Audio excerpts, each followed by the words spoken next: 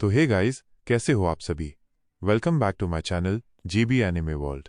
आज हम एक्सप्लेन करने वाले हैं बुक ऑफ द एस्पर को, जो सच में ज़बरदस्त होने वाला है। तो अभी के अभी वीडियो को लाइक कर दो, शेयर कर दो और हाँ, कमेंट करना मत भूलना। और अगर तुमने पिछले चैप्टर्स मिस कर दिए हैं तो कोई बात नहीं, प्लेलिस्ट का लिंक मैंने नीचे डिस्क्रिप्शन में डाल दिया है, पहले जाकर वो देख लो। और अगर आपको वीडियो पसंद आई हो और आप सपोर्ट करना चाहते हो तो नीचे सुपर थैंक्स या सुपर चैट का इस्तेमाल कर एक छोटा सा सपोर्ट भी कर सकते हो। मेरे लिए आपका छोटा सा सपोर्ट भी बहुत मायने रखता है। तो चलो बिना टाइम वेस्ट किए शुरू करते हैं आज का धमाकेदार एपिसोड। वेनरेबल बाई की आग भरी नजरों को ठंडी निगाह से देखते हुए जी वुइये ने होठों पर ताना लाते हुए कहा, ओल्ड बाई, तुम भी कमाल हो, इतनी दूर भाग आए। लोग इसे खत्म कर दो। पीछे खड़े लोग झुककर हाथ जोड़ते हुए एक साथ बोले। तभी तीनों फींड तुरंत आगे आए। उनमें से एक ने जल्दी से कहा, रुको, ये हो क्या रहा है? वुइये, तुम वेनरेबल बाई को क्यों मारना चाहते हो? सेट पर हमला हो रहा है, पहले दुश्मनों से निपट लें, फिर ये बात कर लेंगे। जी वुइये की आंखें सिकुड़ गईं। दुश्मनों से निपटें? वेनरेबल बाई ने हंसी में तिरस्कार भरते हुए कहा, फैटी यांग, मुझे लगा था तुम भी इसके साथ हो और मुझे रोकने आए हो, इसलिए मैंने हमला किया। सोचा नहीं था कि तुम इतने बेवकूफ हो। हा, कौन सा हमला? यहां तो बस गद्दार हैं। फींड यांग का शरीर एकदम सख्त हो गया। उसकी आंखों में हैरानी थी। क्या गद्दार? वेनरेबल बाई ने घृणा से केवल जी वुइये को देखा। उसकी आंखों में साफ नफरत थी। जी वुइये के चेहरे पर खून की प्यास छा गई। ओल्ड बाई, मैं डेमोन स्कीमिंग सेक्ट का असली सेक्ट लीडर हूं। तुम मेरी सीट लेना चाहते हो, असली गद्दार तो तुम हो। वेनरेबल बाई ने गुस्से में कहा, नीच इंसान, जो अपने ही डिसाइपल को मारने और बचे खुचे को ढूंढकर खत्म करने के लिए बाहर के सेक्ट को बुलाए, वो सेक्ट लीडर कहलाने के लायक नहीं। जी वुइये ने आंखें सिकोड़ते हुए कहा, मैंने तो बस सेक्ट लीडर रेन और सेक्ट लीडर श्वान की मदद मांगी थी ताकि अफरा तफरी शांत हो सके। तुमने मुझे मजबूर किया। मैंने कहा गलत किया? तुम मुझसे ज्यादा एक ऐसे लड़के को क्यों चुनते हो जो सिर्फ 5 साल से सेक्ट में है और उसके लिए नियम भी बदल दिए? वेनरेबल बाई ने गहरी सांस लेकर ठंडी आवाज में कहा, तुम्हारी निर्दयता की कोई हद नहीं। तुम सिर्फ डराना जानते हो, दया करना नहीं। तुम्हारे नेतृत्व में सेक्ट कमजोर हो गया है। तुम उस पद के लायक नहीं। जी वुइये गर्जा, डेमोन होकर दया की बातें करते हो? हम डेमोनिक सेक्ट हैं। अगर थोड़ा सख्त ना हो तो कैसे काबू में रखूं? और सेक्ट के नियमों का क्या? वेनरेबल बाई ने हल्की हंसी के साथ कहा, यही कमी है तुम में जी वुइये। जुओ फान भी जिद्दी है, लेकिन वो ऐसा करता है कि सब उसके फैसले मान ले। तुम बस धमकाते और डराते हो। तुम्हारे जैसे बिना दिशा वाले डेमोन का कोई भविष्य नहीं। जी वुइये का चेहरा एकदम फड़क गया। उसकी मुट्ठियां भीज गईं। क्या रास्ता, क्या दाव? तुम भी उसी बूढ़े की तरह हो। हा। आखिरकार मैंने बस एक अलग तरीका अपनाया, अपनी कुर्सी वापस लेने का, जुओ फान को हटाने का। हा। अंत में तो यही सब तुम्हारी चाल थी, मुझे हटाकर जुओ फान को ऊपर बैठाने की। लेकिन अफसोस, तुम्हें कभी मौका नहीं मिलेगा। आखिरी जीत मेरी है। मर जाओ। ये कहते ही जी वुइये ने सीधा कमजोर पड़े वेनरेबल बाई पर हमला किया, पंजा उसके सीने की ओर बढ़ा दिया। हमले की क्रूरता में बाई की लंबी दाढ़ी हवा में लहराई, लेकिन उसकी आंखें अब भी नफरत से भरी थीं। होठों पर वही ताना भरी मुस्कान थी, जैसे कह रहे हो, तुम कभी सेक्ट लीडर बनने के काबिल थे ही नहीं। जी वुइये और भड़क उठा। उसने अपने हमले में और ताकत डाल दी, सीधा दिल निकालने की नीयत से। 1 मिनट रुकिए। ये आवाज फींड यांग की थी, जो दोनों के बीच आ गया। जी वुइये ठिठक गया और ठंडी नजर से बोला, हटो रास्ते से। फींड यांग ने सीधे पूछा, वुइये, ये सच है? क्या तुमने अपने ही लोगों को मारने के लिए बाहर के सेक्ट लाए, सिर्फ अपनी सीट रखने के लिए? जी वुइये ने ठंडी हंसी में कहा, ये सीट मेरी थी, इसे हथियाना नहीं कहते। धड़ाम। उसके शब्द पूरे होने से पहले ही फींड यांग का जोरदार मुक्का उसके चेहरे पर पड़ा। जी वुइये 10 मीटर दूर जाकर गिरा, मुंह से खून बह रहा था। फींड यांग का हाथ कांप रहा था, लेकिन उसका दिल उससे भी ज्यादा भारी था। यही मतलब था तुम्हारा सेक्ट के लिए सब कुछ करने का, इसे ऊंचा ले जाने का? जी वुइये ने मुंह पोंछते हुए ठंडी नजरों से देखा। जब मैंने मेहनत की है तो मुझे उसका मुआवजा मिलेगा। ये कैसे हो सकता है कि हम मिडिल 3 सेक्ट बने और मुझे हटाकर कोई एहसान फरामोश आ बैठे? उसने गुस्से में पैर पटका और कहा, फैटी यांग, हट जाओ, वरना तुम्हें भी गिरा दूंगा। तुम कभी मेरे बराबर नहीं रहे। फींड यांग ने गहरी सांस लेकर कहा, मैं डेमोन स्कीमिंग सेक्ट का वेनरेबल हूं और अपने ही सेक्ट के सदस्य को मारा जाता नहीं देख सकता। जी वुइये ने ठंडी आवाज में कहा, तो हटो, ये सेक्ट लीडर का आदेश है, मैं इस गद्दार को खत्म करूंगा। फींड यांग गर्जा, बकवास। तुम सेक्ट लीडर नहीं रहे जब से दुश्मनों को लाकर अपने ही लोगों को मारा है। जी हुईये की आंखों में क्रोध और बढ़ गया। तुम भी मुझे धोखा दे रहे हो? वो झपट पड़ा। फींड यांग ने दांत भींचकर हाथ से एक निशान बनाया और पीली आग का एक विशाल गोला बनाकर फेंका, मीटियोर। जी हुईये हंसा, बस इतना। और थनसोल, बिल्कुल फैटी के लिए सही, अंदर से खाली और बेकार। उसकी दहाड़ के साथ एक काला फ्लड ड्रैगन उसके शरीर से निकला, जिसकी पूंछ ने आग के गोले को एक झटके में तोड़कर खत्म कर दिया। आग का गोला लौटकर फींड यांग के पास आया और वो जमीन पर गिरते हुए खून उगल पड़ा। ये साफ था, उनके बीच ताकत का फर्क बहुत ज्यादा था। जी हुईये गर्जा, मर जाओ फैटी। उसने पंजा बढ़ाया, फ्लड ड्रैगन क्लॉ। बाकी दो फींड हैरान रह गए। उन्हें उम्मीद नहीं थी कि जी हुईये सदी पुराने दोस्त फींड यांग को मारने पर उतर आएगा। उन्होंने अपनी सोल्स निकालकर रोकने की कोशिश की, लेकिन फ्लड ड्रैगन की पूंछ ने उन्हें भी दूर फेंक दिया और वो खून खांसते हुए जमीन पर गिरे। तेज पंजे बिजली की तरह फैटी यांग की ओर आए और जी हुईये के होठों पर क्रूर मुस्कान थी। फैटी यांग ने आंखें बंद करके गहरी सांस ली। मैंने कभी तुम्हें हरा नहीं पाया, फिर भी खुद पर भरोसा किया। अगर पता होता ये दिन आएगा तो तुम्हें बचाता ही नहीं। ओल्ड बाई सही था, तुम्हारा तख्ता पलट सेक्ट को इस हालत में छोड़ने से बेहतर था। जी हुईये का पंजा उसके सीने के सामने रुक गया। उसने हमला वापस खींचा और बस एक लात मारकर फैटी यांग को कई मीटर दूर फेंक दिया। फैटी यांग मुंह से खून और दांत उगलते हुए करा उठा। मेरा दांत। वो कांपते हुए बोला, धत्त तेरे की। जी हुईये, मारना है तो मार दे, ये यातना मत दे। कम से कम इस बात का तो ख्याल कर कि मैंने तुझे बचाया था। जी हुईये ने ठंडी आवाज में कहा, फैटी यांग। उसने बाकी दो फींड की ओर देखा, और तुम दोनों, आज छोड़ रहा हूं, लेकिन अगली बार मिले तो सारे रिश्ते खत्म। फिर तुम्हें भी गद्दार समझकर बख्शूंगा नहीं। उसने अपने कुर्ते का बायां बाजू फाड़कर जमीन पर गिरा दिया, रिश्ते तोड़ने का संकेत। पीछे मुड़ा और अपने आदमियों के साथ चला गया। तीनों वहीं खड़े कांपते रहे, जमीन पर पड़ी बाजू को देखते हुए गहरी सांस ली। आज से उनका और जी हुईये का भाईचारा खत्म।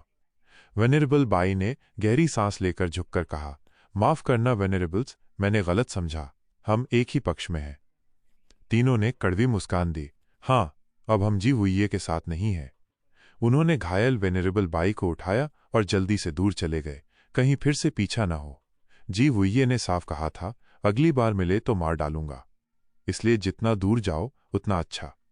उसी समय बाकी बचे लोग भी जी हुईये के आदमियों से जान बचाकर भाग रहे थे। काले घने जंगल में फींड्स वेनरेबल बाई को पेले चांदनी में सहारा देकर भागा रहे थे। तभी अचानक पीछे से एक पुकार गूंजी, दादाजी। सबके कदम थम गए। उन्होंने मुड़कर देखा, बाई लियान कुछ लोगों के साथ उनकी तरफ आ रही थी। वेनरेबल बाई की आंखों में सुकून उतर आया। लियानर, भगवान का शुक्र है तुम बच निकली। ओल्ड बाई, अभी अभी इन बच्चों से हमारी मुलाकात हुई है। तुम इनके साथ कैसे? ये कहते हुए वेनरेबल ची भी पेड़ों के पीछे से निकल आए और फींड्स को घूरने लगे। उनकी शक वाली नजरों को समझते हुए वेनरेबल बाई ने जल्दी जल्दी सब हाल सुनाया। इसके बाद वेनरेबल ची का शक मिटा और उन्होंने फींड्स को अपने जैसे ही हाल में फंसे लोग मानकर अपनापन दिखाया। फिर सबने एक दूसरे से अपने अपने अनुभव बांटे और लंबी सांस भरते हुए हालात पर अफसोस जताया। वेनरेबल ची दांत पीसते हुए बोले, हमें क्या पता था वेनरेबल शी भी स्टूअर्ट जुओ के पीछे इतना बड़ा खेल खेलेगा। हम लोग तो बेफिक्र हो गए थे कि इनर सेक्ट शांत हो गया है, लेकिन असल में वो चाल चल रहे थे और आखिरकार हमें ही फंसा दिया। वेनरेबल बाई का चेहरा गंभीर हो गया। हाय वेनरेबल और सेक्ट लीडर जुओ शायद अब तक मारे जा चुके हैं। हमारे जैसे बचे खुचे लोग मुश्किल से 50 ही होंगे। अब जबकि जी हुईये हमारा शिकार कर रहा है, हम कहाँ जाएं? किसी ने गहरी आवाज में कहा, वैसे भी वेस्टर्न लैंड्स का पूरा इलाका बटा हुआ है। हम जहां भी जाएंगे या तो हमें मार डाला जाएगा या भगा दिया जाएगा। हमारे पास एक ही रास्ता है, वेस्टर्न लैंड्स छोड़कर कहीं और शरण ढूंढना। ग्रैंड एल्डर ने सिर हिलाया। तुम्हें लगता है ये इतना आसान है? हमारे चारों तरफ हजारों मील तक सिर्फ एम्पायर के 3 गार्जियन सेक्ट का इलाका है। एकमात्र रास्ता है तियान्यू से होकर क्वानरोंग जाना, लेकिन तियान्यू में 20 टेमिंग सेक्ट है और एम्पायर के 3 गार्जियन सेक्ट भी वहीं है। तियान्यू? यूएयर की आंखें चमक उठी। क्या मास्टर का खानदान तियान्यू का नंबर 1 नहीं है? जब हमने मिस्टिकल हेवन सेक्ट पर हमला किया था तो हम उनके साथ मिलकर लड़े थे। अब जब हम मुसीबत में हैं, उन्हें हमारी मदद करनी ही होगी। ग्रैंड एल्डर का चेहरा सोच में पड़ गया। रहने दो, आम इंसानों के कबीले ठंडे दिल के होते हैं। अगर सेक्ट लीडर झुओ जिंदा होता तो शायद हमें देखते, लेकिन अब तो वो भी हमें ठुकरा देंगे, बल्कि हमें मिलते ही जी वुइये के हवाले कर देंगे। यूएर ने नाखुश होकर कहा, ऐसा नहीं है। मैं उनके क्लान हेड से मिल चुकी हूं, वो बहुत ईमानदार और वफादार इंसान है। ग्रैंड एल्डर हल्की हंसी के साथ बोले, लड़की, तुम अभी बहुत छोटी हो। दुनिया में कोई पूरी तरह वफादार नहीं होता, हर कोई अपना फायदा देखता है। और फिर सेक्ट लीडर झुओ डेमोनिक कल्टीवेटर था, तो उसका खानदान भी चालाक ही होगा। वो क्यों एम्पायर के 3 गार्जियन सेक्ट से दुश्मनी मोल लेगा, सिर्फ हमारी खातिर? बाकी लोग भी सहमति में सिर हिलाने लगे, बस यूएर होठ फुलाकर चुप हो गई। तभी वीनरेबल बाई की आंखों में चमक आ गई, शायद हमें त्यान्यू ट्राई करना चाहिए। बाकी लोग चौंक गए। वीनरेबल ची ने भौं से कोड़ते हुए कहा, त्यान्यू तो 3 सेक्ट के इलाके में आता है, वहां बहुत खतरा है, चारों तरफ जासूस हैं। वेनरेबल बाई मुस्कुराए, इसीलिए तो वो सुरक्षित है। सोचो, जी वुइये को कभी शक भी नहीं होगा कि हम उसके नाक के नीचे त्यान्यू में छिपे होंगे। वो अपने लोगों को बाकी जगह भेजेगा। अगर हम तेजी से निकल गए तो उसके पता चलने से पहले ही हम सुरक्षित निकल जाएंगे। सबके चेहरे पर समझदारी की मुस्कान आ गई। योजना बन गई, त्यान्यू से होकर वेस्टर्न लैंड्स छोड़कर एक नई जगह बसने की। 3 महीने बाद घना जंगल, तेज सांसों की आवाज और दर्जनों लोग भागते हुए निकल रहे थे। इस दौरान उन्होंने अलग अलग होकर दुश्मनों को गुमराह किया, लंबा चक्कर लगाया और त्यान्यू की तरफ बढ़े। विनरेबल बाई ने ऊंची आवाज में पूछा, सब आ गए? जी विनरेबल बाई, सभी मौजूद हैं। अच्छा, तो त्यान्यू पार करके जल्दी कॉनरोंग पहुंचते हैं। लेकिन वे अभी ज्यादा आगे बढ़े भी नहीं थे कि एक ठंडी हंसी गूंजी, अरे अरे, मिस्टिकल हेवन सेक्ट में जो किया उसके बाद भी जीना चाहते हो बूढ़ों? शू। पलक झपकते ही 100 के करीब इथीरियल स्टेज एक्सपर्ट्स ने चारों तरफ से घेर लिया। विनरेबल बाई ने देखा कि इनमें heaven trailing sect, mystical heaven sect और डेमॉन स्कीमिंग सेक्ट, तीनों के लोग मौजूद थे। कम वक्त, अगर सिर्फ मिस्टिकल हेवन और डेमॉन स्कीमिंग होते तो हम शायद निकल सकते थे, लेकिन यहां तो हेवन ट्रेलिंग भी है। काले कपड़ों में एक एल्डर आगे आया और ताना मारते हुए बोला, वेनरेबल बाई, तुम इतने समय डेमॉन स्कीमिंग सेक्ट में रहे हो तो वीनरेबल शी की चालाकी जानते ही होगे। तुम्हें लगा वो तुम्हारी योजना नहीं समझेगा? सबसे सुरक्षित जगह ही सबसे खतरनाक होती है। तुमने हमें घुमाने की बहुत कोशिश की, लेकिन बेकार। वेनरेबल ची ने वेनरेबल बाई की तरफ देखा, ओल्ड बाई, अब आखिरी दम तक लड़ते हैं। काले कपड़ों वाला हंसा, लड़ाई? तुम इस हालत में क्या करोगे? जिस दिन तुमने त्यान्यू चुना उसी दिन अपनी मौत चुन ली थी। सबका मन कड़वाहट से भर गया। सच था, ये रास्ता उनकी बर्बादी बन गया था।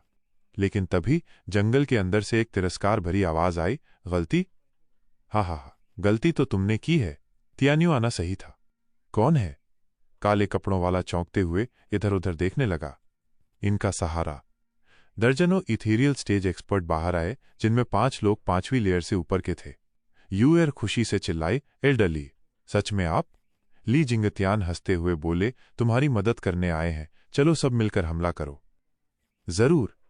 वेनरेबल बाई की आंखें चमक उठीं। इतनी मुसीबत में लुओ क्लान का आना किसी वरदान से कम नहीं था।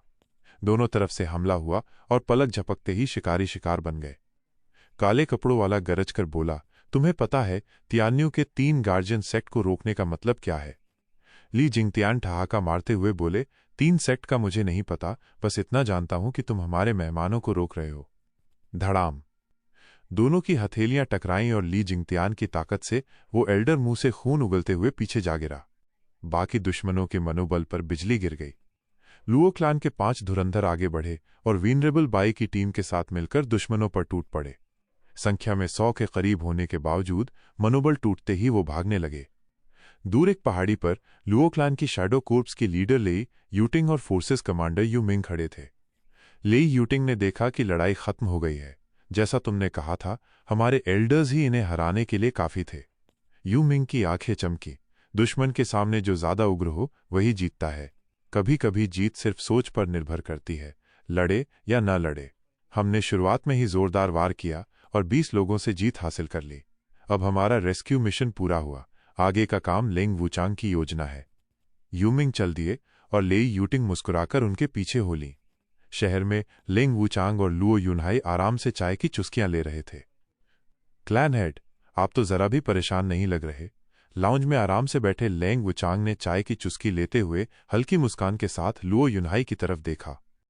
लुओ युनहाई ने शांत स्वर में कहा, जब सर लेंग को अपने प्लान पर इतना यकीन है तो फिर सब पक्का ही होगा। ऐसे में टेंशन लेकर क्या फायदा।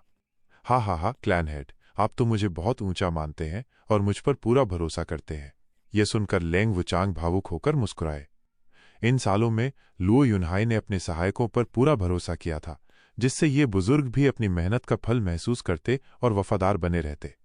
लुओ युनहाई ने कुछ नहीं कहा, बस मुस्कुराए। कुछ देर बाद कदमों की आवाज आई और ली जिंगतियान की गूंजती आवाज सुनाई दी। क्लैन हेड, हम उन्हें ले आए हैं, अंदर लाओ। लुओ युनहाई खुशी से खड़े होकर बोले। लेंग वुचांग भी मुस्कुराकर खड़े हो गए। दरवाजा खुला और ली जिंगतियान वेनेरेबल बाई के ग्रुप को लेकर लाउंज में आए और बैठा दिया। लुओ युनहाई को देखते ही उन्होंने झुककर कहा, टाइम पर बचाने के लिए शुक्रिया लुओ क्लैन हेड। अरे इसमें शुक्रिया कैसा, बैठिए, लुओ युनहाई ने सहज स्वर में कहा। लुओ क्लैन को तो अकेले ब्रदर जुओ ने खड़ा किया है। आप उनके भरोसेमंद साथी हैं, तो फिर हम सब एक ही तरफ हुए।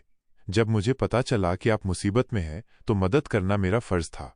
आखिरकार हम कंधे से कंधा मिलाकर लड़े हैं। हा। लुओ युनहाई की गूंजती हंसी उनके कानों में पड़ी और उन्होंने नजरें झुका ली। हालांकि उन्हें अब भी लुओ क्लैन पर भरोसा करने में शक था, लेकिन क्लैन हेड ने खुद साबित कर दिया कि दुनिया में वफादारी अभी मरी नहीं है। सिर्फ झुओ फान के रिश्ते के चलते क्लैन हेड ने अपनी जान जोखिम में डालकर उनकी मदद की। इस कदम से लुओ क्लैन ने खुद को 3 सेक्ट्स का दुश्मन बना लिया। सभी को ग्लानि हुई। वेनेरेबल बाई एक कदम आगे बढ़े और गहरी झुककर बोले, लुओ क्लैन हेड, हमने आपको इसमें घसीट लिया। आप 3 सेक्ट्स की मुसीबत से बाहर रह सकते थे, लेकिन अब। एल्डर बाई, कोई बात नहीं। जब कोई ब्रदर झुओ को हटाना चाहता है तो लुओ क्लैन पहले ही इसमें शामिल हो चुका है। लुओ युनहाई की आंखों में चमक आई, चेहरा सख्त हुआ। जब मैंने क्लैन हेड का पद लिया था तब कसम खाई थी, ब्रदर झुओ के दुश्मन लुओ क्लैन के दुश्मन है। चाहे कोई भी हो, चाहे कितने भी हों, लुओ क्लैन हमेशा ब्रदर झुओ के साथ खड़ा रहेगा। ये सुनकर सबके रोंगटे खड़े हो गए। सोचने लगे, आखिर कैसा रिश्ता होगा जो एक आदमी के लिए अपनी पूरी क्लैन दांव पर लगा दे। कोई आश्चर्य नहीं कि स्टुअर्ट झुओ ने सेक्ट लीडर की कुर्सी छोड़ दी। ये इंसान वाकई फॉलो करने लायक है। वेनेरेबल बाई और बाकी सभी ने दिल से उनकी तारीफ की। इतने साल डेमॉन स्कीमिंग सेक्ट में रहकर भी उन्होंने ऐसा इंसान नहीं देखा था जिसे फॉलो करने लायक समझा जाए। डेमॉन स्कीमिंग सेक्ट में सब बस अपने फायदे की सोचते थे, जबकि लुओ क्लैन एकजुट था। अब वे समझ गए कि झुओ फान वापस आने को इतना बेचैन क्यों था। बूम! एक जोरदार धमाका हुआ, जमीन हिलने लगी और लाउंज टूटने को था। लोग घबरा गए। लुओ युनहाई ने भौहें चढ़ाईं और लेंग वुचांग की तरफ सवालिया नजर डाली। लेंग वुचांग मुस्कुराए। हा, घबराइए मत, ये तो बस पीछा करने वाले हैं जो डिफेंसिव एरे पर हमला कर रहे हैं। पीछा करने वाले?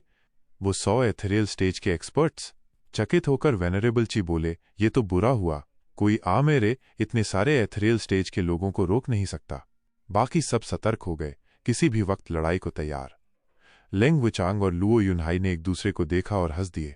कोई बात नहीं, मैंने पहले ही सोच लिया था कि आप लोग पश्चिमी इलाकों से निकलकर टियान्यू से गुजरना चाहेंगे। इसलिए 3 महीने पहले मैंने लोगों से 18 एरे लगवा दिए थे जो 7वीं ग्रेड से ऊपर हैं। उनमें से हर एक में सेक्रेट स्टोन्स लगे हैं और एल्डर्स उनकी निगरानी कर रहे हैं, तो वो उन 100 बदमाशों से एक खरोंच भी नहीं आएगी। बदमाश?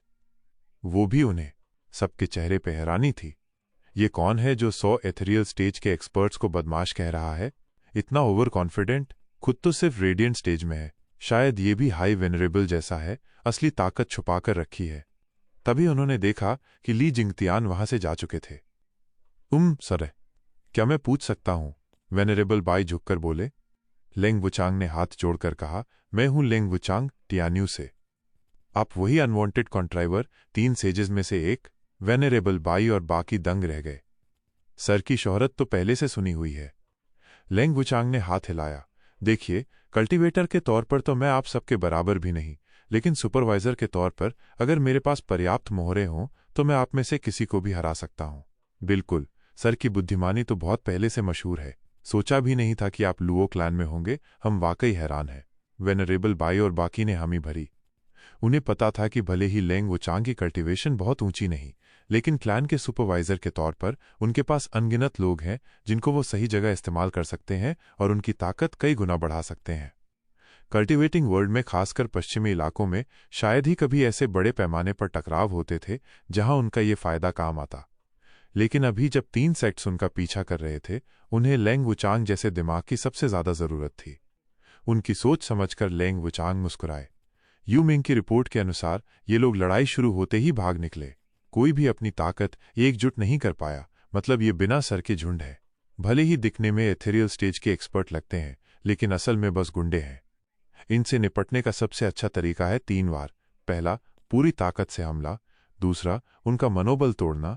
तीसरा, उनकी कमजोरी का फायदा उठाना। इसके बाद ये खुद ही भाग जाएंगे, इसलिए चिंता की कोई बात नहीं। सर लेंग, ये जो यू मिंग का जिक्र कर रहे हैं, क्या वो इंसीडियस डेमोन यू गुइकी के शिष्य हैं? लेंग वुचांग ने सिर हिलाया। तुमने भी उसका नाम सुना है? यू गुइकी ने डेमोन स्कीमिंग सेक्ट ज्वाइन करने की कोशिश की थी ताकि हेल वैली को एक साथी मिल जाए, लेकिन उसकी योग्यता कमजोर थी, इसलिए नजरअंदाज कर दिया गया। फिर भी वो टियान्यू के 3 सेजेस में से एक बना और अपना नाम कमाया। दिमाग से नाम बनाना कहीं ज्यादा मुश्किल है। सोचा नहीं था कि उसका शिष्य लुओ क्लैन में होगा। कोई आश्चर्य नहीं कि लुओ क्लैन इतनी तेजी से बढ़ा, 2-2 सेजेस के साथ। वेनरेबल बाई ने तारीफ की और बाकी ने भी हामी भरी। लेंग वुचांग और लुओ युनहाई मुस्कुराए। 15 मिनट बाद धमाके बंद हुए और यू मिंग एल्डर्स के साथ अंदर आए। लेंग वुचांग ने पूछा, खत्म हो गया? मैंने तो कहा था पीछे हटते वक्त भी उन पर वार करना, ताकि उन्हें और दबाव में रखा जा सके। जरूरत नहीं थी, यू मिंग ने कंधे उचकाए। आप चाहते थे कि उन्हें पूरी तरह थका दें और जूगे की मदद बुलाने में समय मिले, लेकिन मैंने उन्हें मना लिया कि वे चले जाएं।